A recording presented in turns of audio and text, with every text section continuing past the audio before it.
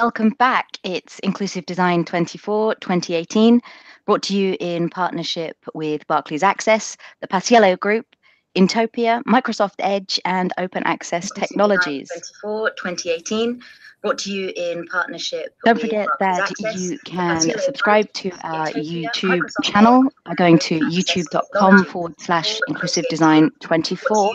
And if you have any questions for our presenters, then please tweet them with the hashtag ID24 and we'll put your questions to them at the end of the session. And hello to all of our ID24U participants. We have a bunch from around America who are joining us.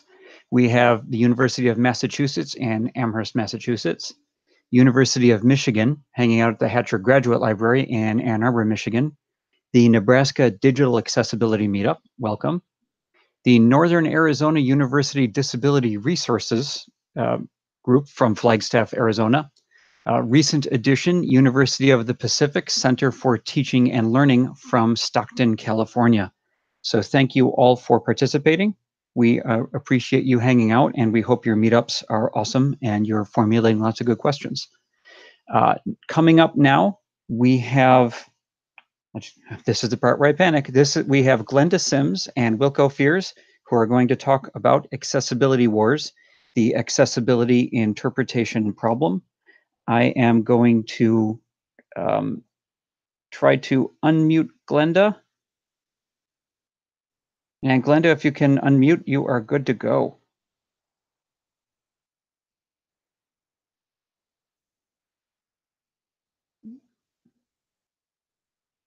I am struggling with the unmute button. Glenda, I think, there you go. Can you hear me now? I can hear you now. Loud and clear, Glenda. Struggling with the unmute button. We should be good to go. All right. Glenda, I think, there you go. Can you hear me now? And Glenda, we can hear the video presenting in the background. Is there a way to turn that off? Or do we just... Hear you now. I think you'll need to mute the video. Okay. We should be good to go. All right. Glenda, I think, there you go. Can you hear me now? And Glenda, we can hear the video presenting in the background. How do I... Is there a way to turn that off? Mute that, Adrian. Or do we just... Hear you now. I think you'll need to probably just hit the mute button on your machine is my guess. That works too. How do I... Is there a way to turn that on? Mute that, Adrian. Or do we just... Hear you now. You probably just hit the mute button on your machine is my guess. Let me try. That works too. And if you have the video actually playing in a browser window, it may just be easier to close the browser window. And I apologize. I think I may have killed it. We're not getting any feedback now, correct? That's right. You get no feedback. Yay! I found a solution. Wilco, introduce yourself.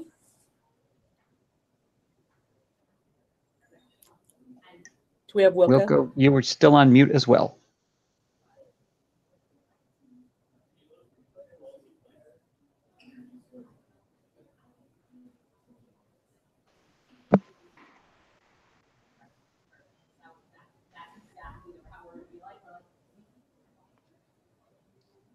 Fantastic. I think I found it. Hey, there you are. Yay. Okay. Let's get this going.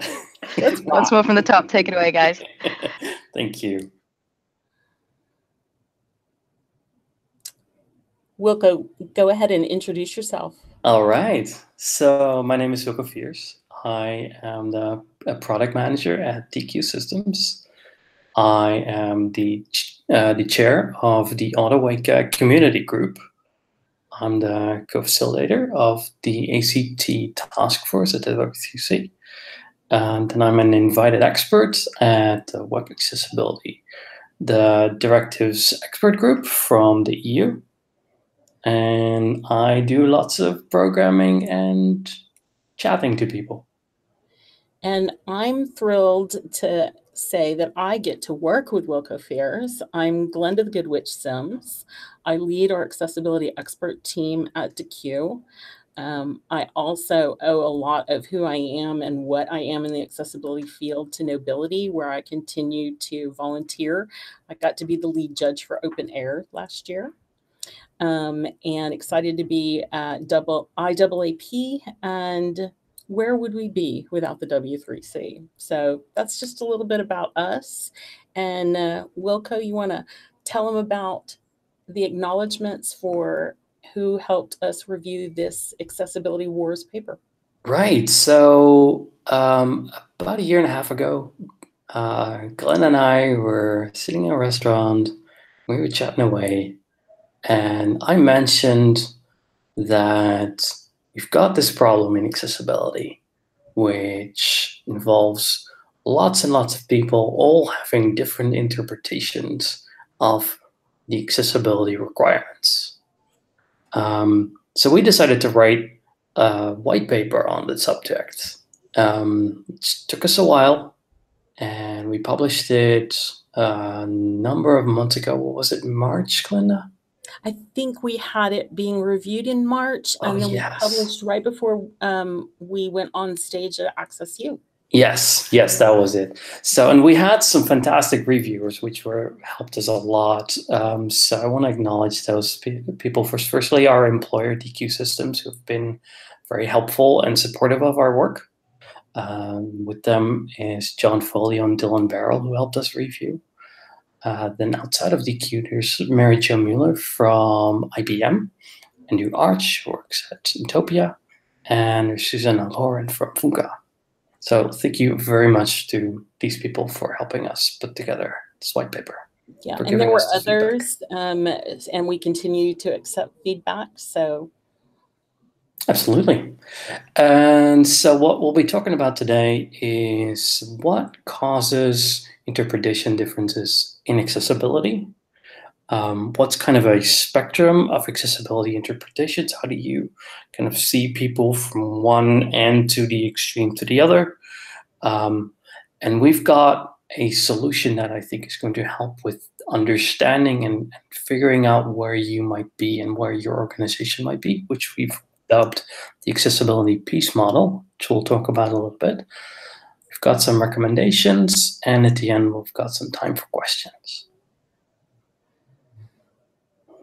So what is the accessibility interpretation problem?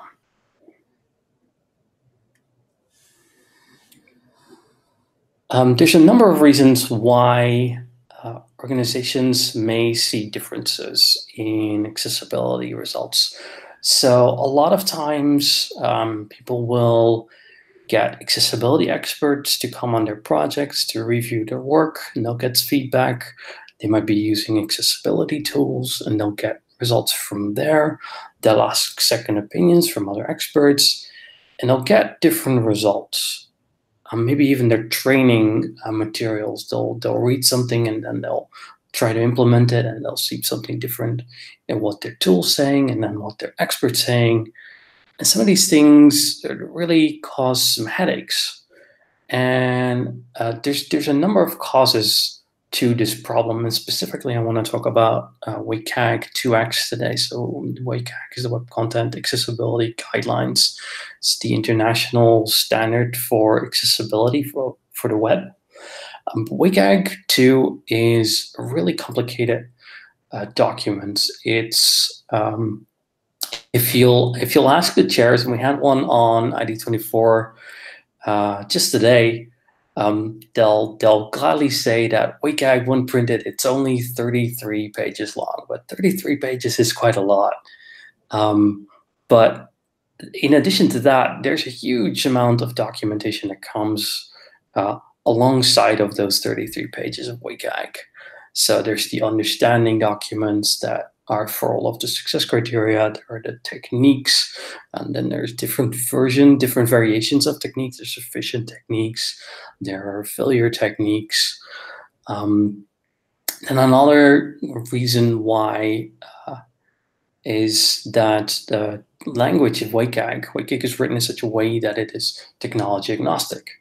This lets WCAG grow with technology. So if a new version of HTML comes out, WCAG doesn't immediately become obsolete. It lets it grow on, but it also means that some of the terminology in WCAG doesn't always directly map to the technologies that you might be using. And then lastly, there's the motivation that people have. There are different reasons for testing accessibility. And these different motivations lead people to test accessibility in different ways. Glenda, next slide. So there's different roles and perspectives if you look at how people test for accessibility.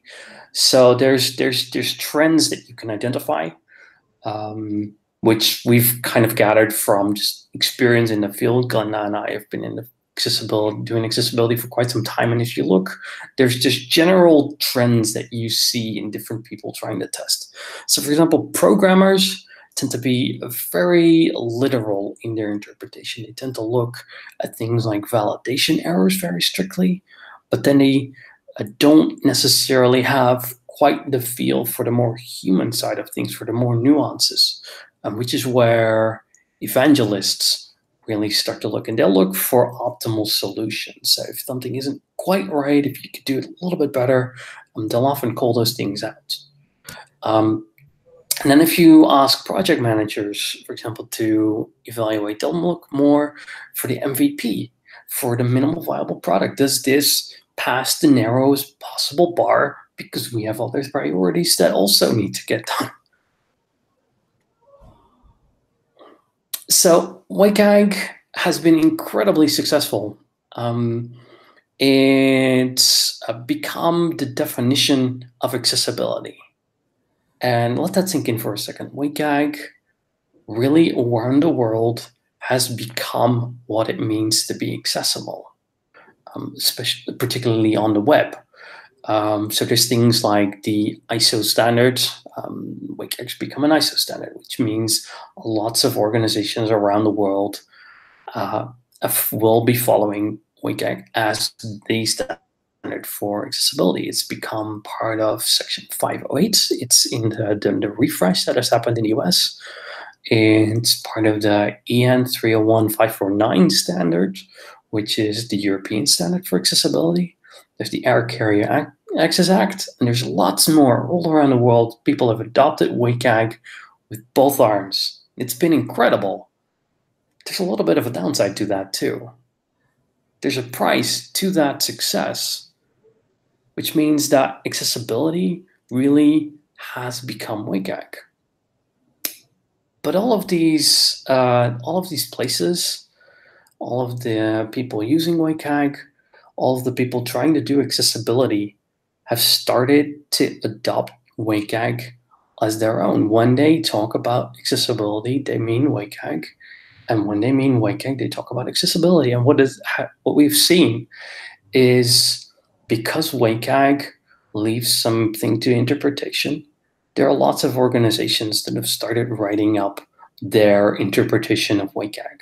So there's, for example, the Trusted Tester program in the US, which tells US government accessibility experts how to test for accessibility.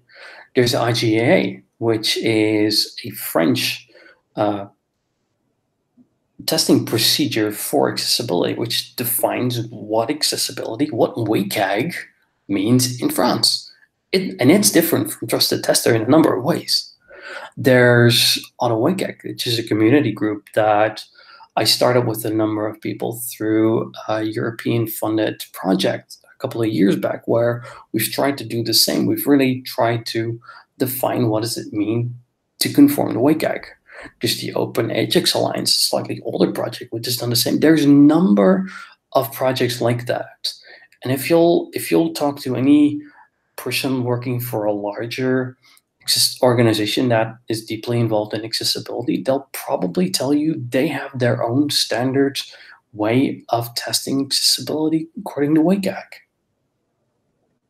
Which is, I think, where I hand it off to Glenda. Exactly. And so, have you ever been in an accessibility argument with another expert? And the question at hand is something a WCAG 2.0 a AA failure or not? If we were in a live audience, I would expect at least 80% of you to be raising your hands and saying, yes, I've been in a WCAG 2.0 interpretation problem, or maybe you've even been in a WCAG 2.1 interpretation problem.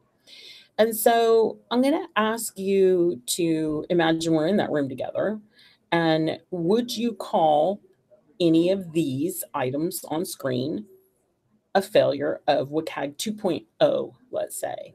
Skipping a heading level, the existence of layout tables, a CAPTCHA that's keyboard accessible with visual and audio option, no ARIA landmarks, and link purpose that's not understandable by link text alone, but the purpose is clear. So in your head, just be thinking about whether you would call those a failure or not. And I'm going to have the audacity to tell you that none of those are failures of WCAG 2.0 a AA normative. There are probably people that would disagree with me, and that's the problem. For major industry experts to not be able to agree on how to interpret this creates a nightmare of roundy round. I feel like I'm on a merry-go-round sometimes. And clients that I work with are saying, how do I know when I'm done? This person over here tells me it's not a failure, and that expert over here tells me it is. It causes confusion for project teams, and raises our costs. It is not something that I ever want a client to pay for, is the arguing among accessibility experts. This is a problem that we have to resolve as an industry. And I'll tell you, when Wilco and I were having that lunch together at the taco stand at CSUN, it was a good thing I was drinking tequila, because for me, it's important that we have a single interpretation of WCAG, but the interpretation differences exist. And I was discussing this with Wilco, and I said, Wilco, I really believe that more than 50% of the problem is that people don't know the difference between normative versus informative. And the very first time somebody said that to me, it was Carl Groves. And he said, people just don't get this normative versus informative. And he was really onto something. When you go into WCAG 2.0, many people self-taught or taught by somebody else who was self-taught believe that everything published at the W3C is the Bible of accessibility. So if it's written at the W3C anywhere, that it is a requirement. Well, that's actually not true. The section of WCAG 2.0 that is normative is, and by normative, that means required, is mostly on one page. And at the top of that page, there's some informative stuff, even at the top. But right under the WCAG 2.0 guidelines section, little teeny sentence. This section is normative, period, with a link into the glossary.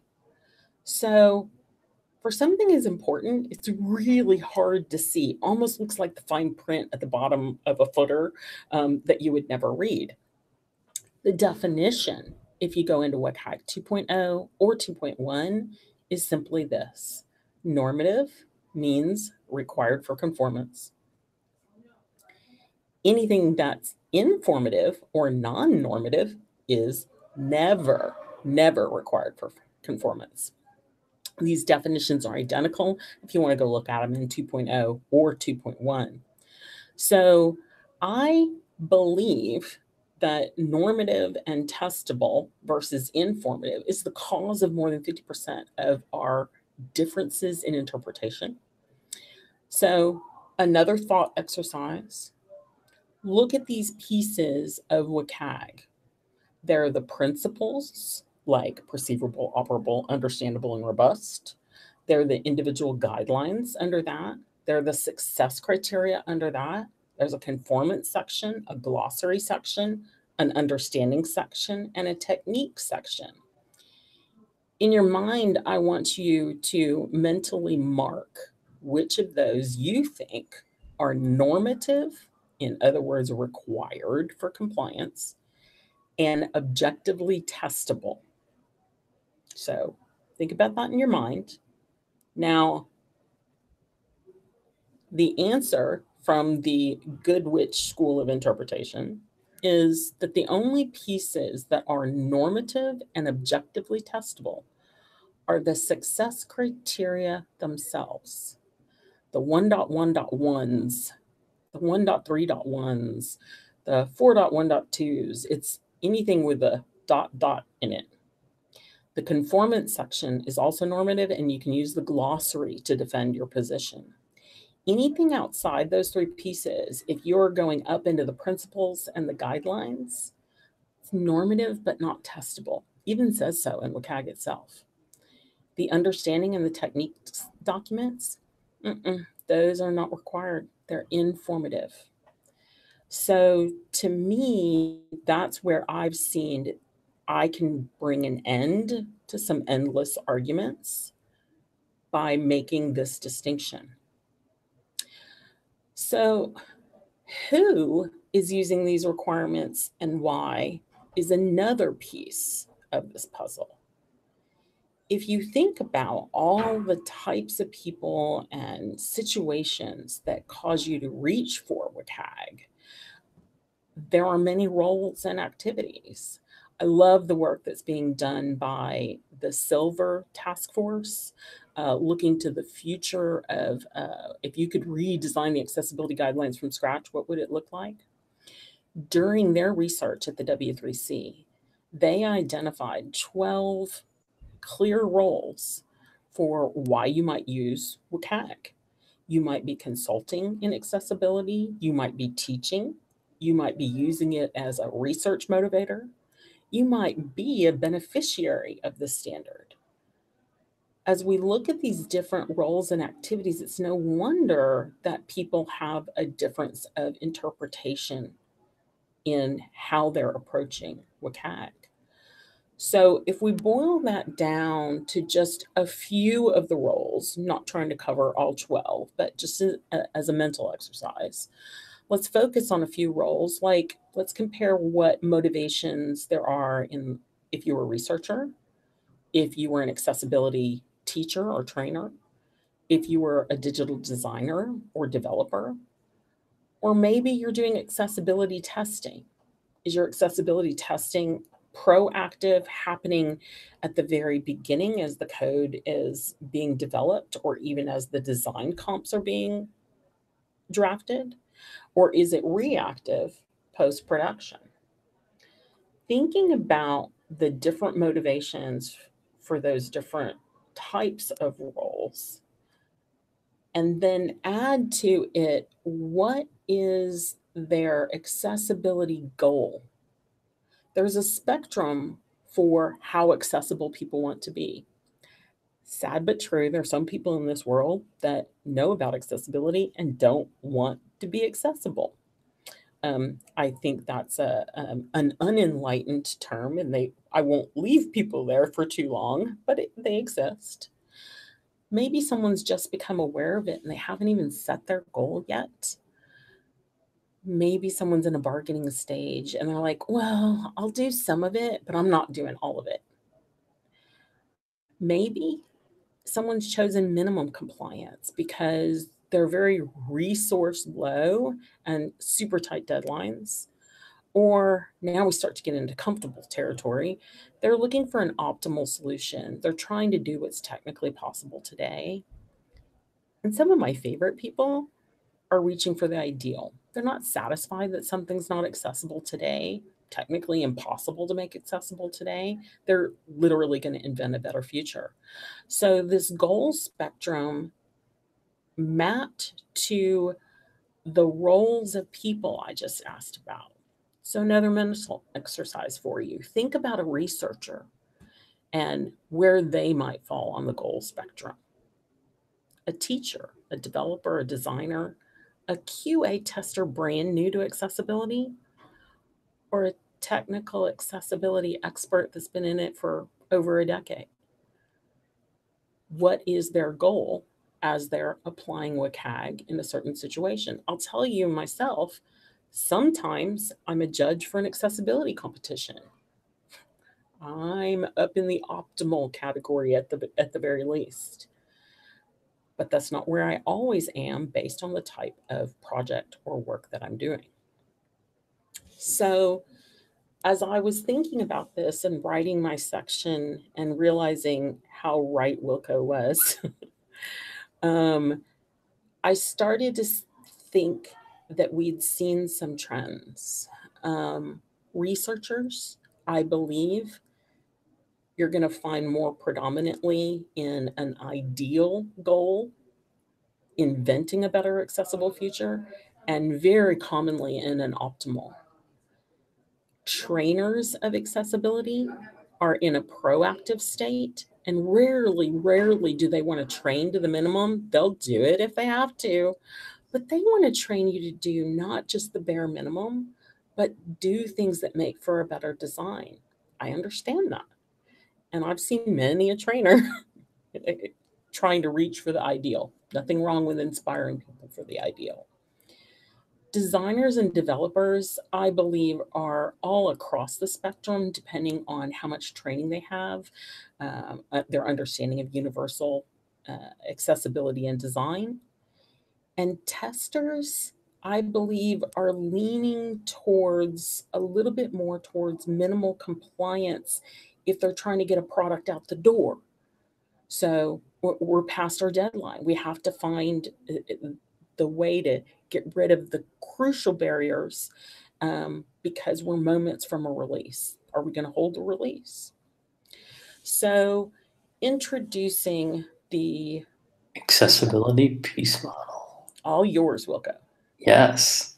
So the accessibility piece model is kind of what we came up with to understand this complexity that's going on. All of these different roles, all of these different people with all of their different goals, and it gets complicated very quickly, and not knowing where somebody is on that spectrum makes it very difficult to have conversations with them and to figure out a correct answer. And that's kind of where we're at. And here's the message that you really should take away from this. There's no correct interpretation of WCAG 2. And I will say, it's a good thing I had tequila when he said that to me. I couldn't fathom what he was talking about because I was so focused on the normative. And yeah, Wilco schooled me in the writing of this white paper. Glenda in her role, Glenda's very much focused on testing, and so am I. And we are helping clients that are in urgent need to pass the bar. So we're almost at the same level, but if we talk to some of the people that do training at our company, yeah, they have very different priorities. When they score something, when they evaluate somebody's work, why they do that testing influences how they test. Next slide. Can you see the 3 viewpoints yet? I cannot. Ah, there we go. Good. All right. So the way that we thought might help to understand this is to identify 3 viewpoints of accessibility interpretation. There's a minimal, which we've defined as content is only non-compliant if this can be proven without any doubt, based exclusively on the normative text of the accessibility guidelines. So this is where Glenda was talking about. The normative text is what matters. Nothing else is legally required. That's what we're looking at for minimal. Then there's optimized, which we've defined as interpretations are based on the intent of these success criteria gauged by all information provided by the W3C about the accessibility guidelines. So it's really about what is the spirit behind the requirement. Why are you doing this? It's not so much about the letter and the word. It's about why is this happening? Who is this helping? That's your guide in optimized. And then there's idealized, which is maximized accessibility by requirements of by requiring that suboptimal solutions be avoided and that bad practice techniques always be used as a way to pass success criteria. So let's have skip links, but let's also have ARIA landmarks, and let's make sure there's a good heading structure. That's the ideal solution. It's not the requirement by WCAG. So minimal, diving a little deeper. So minimal is meeting the requirements. It's basically, I've described it as WCAG Diet Extra Light. It is tiny, tiny. It is the smallest possible you can make a requirement.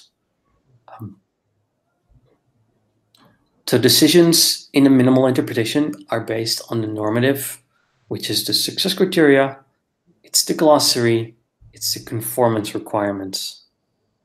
The techniques, the understanding documents, those are not the requirements. They're very good for giving you some perspective to research and understand, so you certainly don't ignore them, but you've got to be able to prove your point with a normative. Yep. Exactly. So who tends to use the WCAG minimal interpretation? It tends to be the legal officers of a company. If they want to know if they can get sued, they want to know if they can get sued. That's the point. It's teams with high urgency. If they are already past their deadline and they have just found out there's this thing called accessibility, they have a problem. They need fixes and they need prioritization. So minimal helps them. And then there's monitoring agencies. This is something you may not think about a lot, but in Europe, the Web Accessibility Directive has required that every country in the EU set up a monitoring body. They will be testing accessibility of many, many government websites. They can't require optimal solutions. They will be testing minimal. But then there's optimized. It's a sustainable universal design. It's the spirit of WCAG. It's getting it right. Optimized is decision based on the intent, not just of the normative, but you take in all of the things that you've learned from the informative text from WCAG. It's a pragmatic approach to accessibility testing. It puts people first. It prioritizes that you do things for people, not just to pass the letter of the requirement. You balance the rights of people and the outcomes with what's technically possible, with what is achievable today. It takes in the normative parts of WCAG and it also looks at the informative parts. And who tends to use the optimized WCAG interpretation? It's product teams. It's QA testers. It's educators. It's people that want to explain that accessibility testing isn't just passing a checkbox. It's about helping people and making your product better. Having a product team that understands that you're not just doing this because it's the rule, but because you're helping people really helps them keep the work going.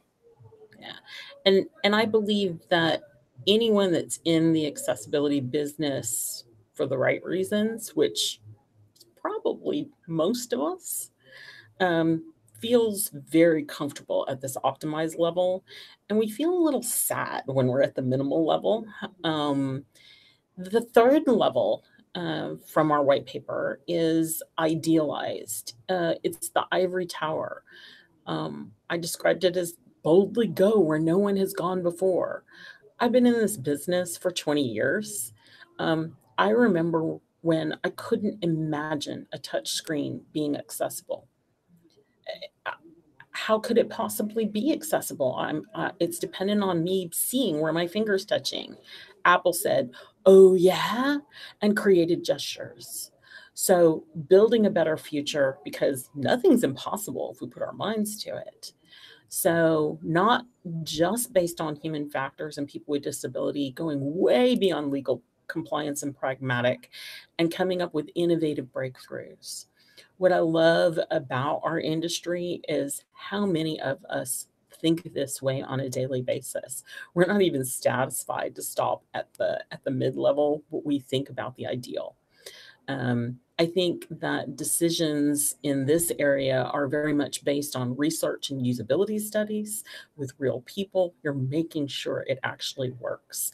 And of course, you're learning from the informative and the normative, but you're taking it so much farther than that. So who uses idealized? Definitely all of us that evangelize accessibility. Pattern library authors have such a beautiful impact when they do this, and accessibility leaders and inventors. So it's a beautiful level.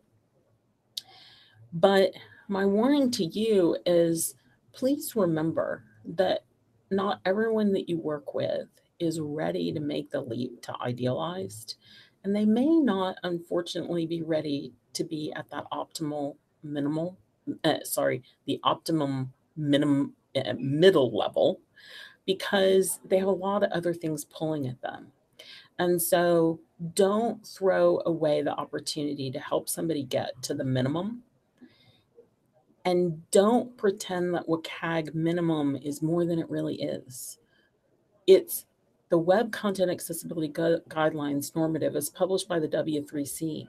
It's not Glenda's accessibility guidelines or Wilco's or Leonie's or Adrian's or insert your name here. We have to respect that there is a minimum. Be very honest about what is a best practice or not. Teach the best practice, but let the people you're working with decide whether they're going to choose to make that extra effort or not. If we ever lie and pretend something is a failure of the normative when it's not, and we get caught, we're going to lose their confidence. So I believe it's so important to be really, really honest about this. It hurts us all. Yeah. It's very much true. And so how can you use this? How can you work with this knowledge of minimal, optimized, and idealized? Firstly, what we have to do is we have to document our practices. Document your test procedures. If you test WCAG a certain way, let people know that that's how you do it. Without transparency, it's anybody's guess why differences come up. Then once you've documented your interpretation, you need to communicate that. We need to share this knowledge. We need to share, okay, this is how I do my WCAG testing. Can I see how you've done it? Because now we can compare, and now we can start to harmonize. Now we can get rid of some of these differences. If we start doing that, we document, we communicate how we've done it, and then we harmonize.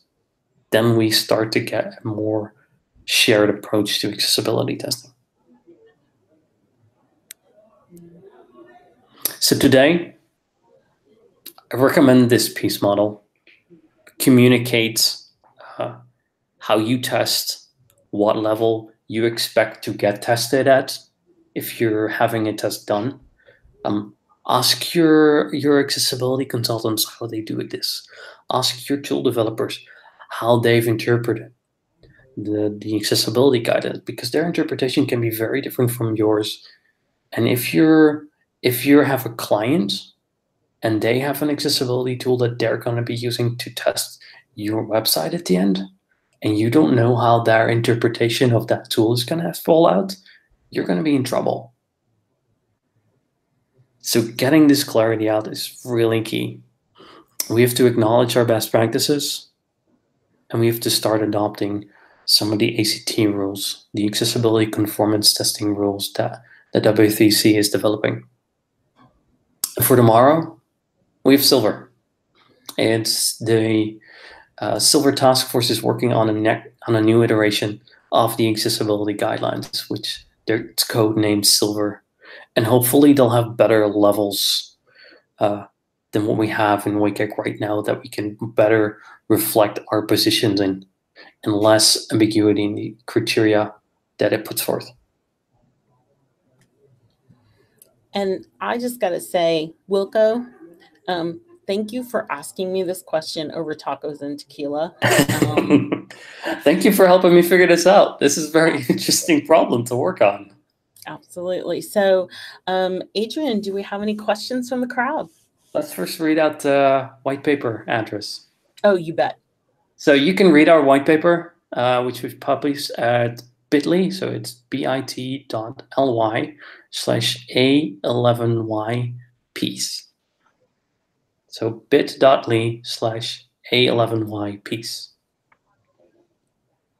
That's wonderful. Thanks, Glenda. Thanks, Wilco. Who knew that tequila and tacos could lead to such an interesting, Did you not? proposition and some thinking?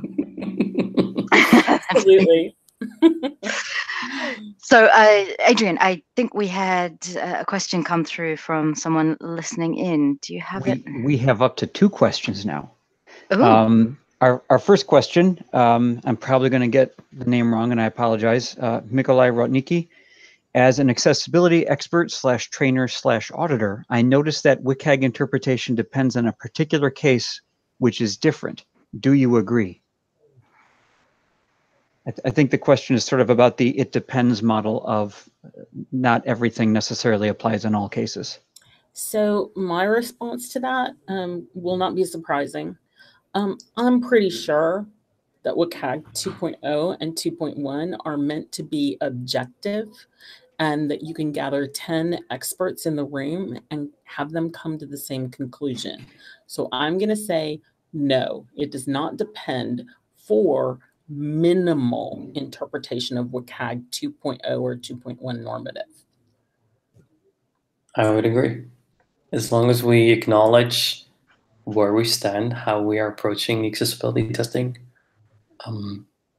there are not that many ambiguities. WCAG is a very, very, very strong standard. We should not forget that.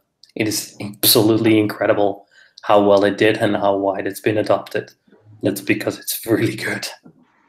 But at the center level optimized, yes, it depends, because you are factoring in all kinds of usability. Great question. All right. We've had another question come in, which I'm going to queue up for after this one. The second question, this is from Everett Diebler. Again, I hope I'm getting the names right.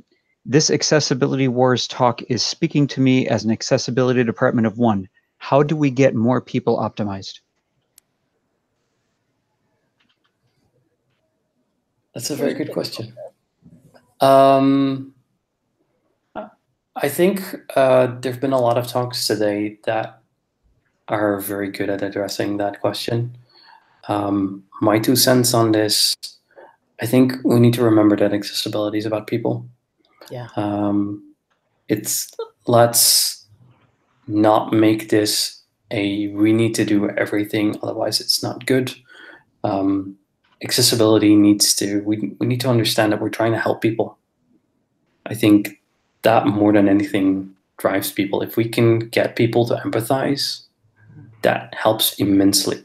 If you can get people with disabilities into even just come for 20 minutes and show what their experience is like, more than anything, that is driving people to work on accessibility. I totally agree.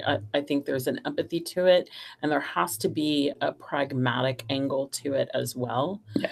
The one thing I want to guard against is when we think we're asking for optimized, but we're not staying true to, if we were running the business ourselves and we had all these other costs and concerns, including security risk, and 3 of my servers just went down, and you don't get to buy $200 worth of groceries on the conveyor belt. You only have $100.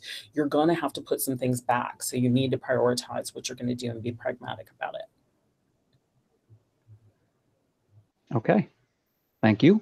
I'm going to jump into the last question, and I think this one is targeted directly at you, Glenda.